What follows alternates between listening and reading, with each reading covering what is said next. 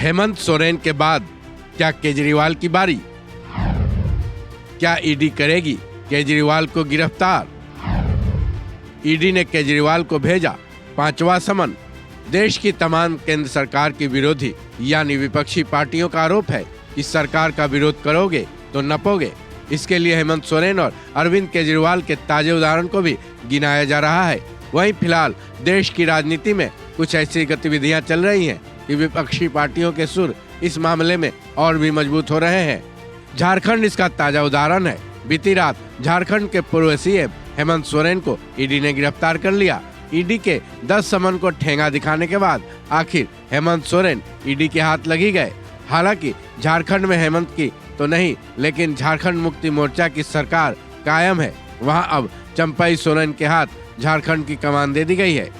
हेमंत सोरेन की party JMM India गठबंधन के साथ है। ऐसे में उनकी पार्टी का कहना है कि ईडी ने उन पर यह शिकंजा लोकसभा चुनाव के मद्देनजर कसा है। अब देश की राजधानी दिल्ली चलते हैं। दिल्ली में अरविंद केजरीवाल की सरकार है। गौरतलब है कि अरविंद केजरीवाल पीएम मोदी और केंद्र सरकार पर लगातार हमलावर ही रहे हैं। केजरीवाल की आप पार्टी का साफ आरोप है कि उनके प्रमुख नेताओं संजय सिंह और मनीष सिसोदिया को जानबूझकर गिरफ्तार किया गया है। वहीं अब दिल्ली के कथित शराब घोटाले मामले में ही ईडी अरविंद केजरीवाल पर शिकंजा कसते जा रही है।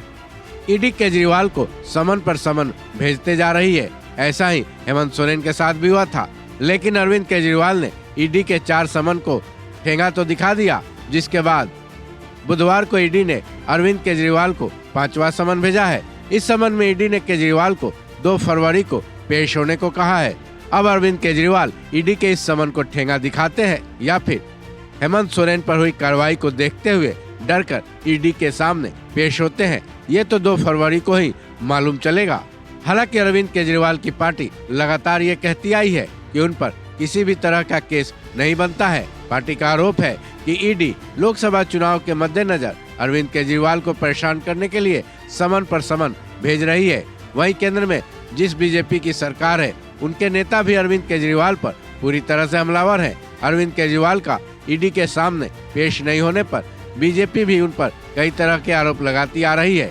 हालांकि इस पूरे ईडी प्रकरण को लेकर इंडिया गठबंधन का भी आरोप है कि विपक्षी दलों के नेताओं के खिलाफ केंद्र सरकार ईडी को एक हथियार की तरह इस्तेमाल कर रही है। वहीं इस पूरे ईडी प्रकरण को लेकर एक सवाल तो बनता ही है कि क्या सारे बेईमान और भ्रष्टाचारी नेता विपक्ष में ही है? क्या बीजेपी या एनडीए के दलों के सभी नेताओं के दामन पाक साफ है?